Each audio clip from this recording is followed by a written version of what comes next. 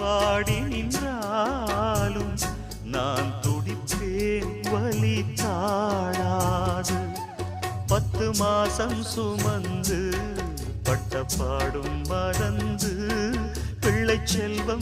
ഈ വീഡിയോ കണ്ടു കഴിഞ്ഞാൽ ചിലപ്പോ ചില ആളുകളൊക്കെ കമന്റ് ഇട്ടേക്കാം, ഇത്രയും വലിയ മക്കളൊക്കെ ആയില്ലേ പിന്നെ എന്തിനാണ് കല്യാണം കഴിക്കുന്നതെന്ന്.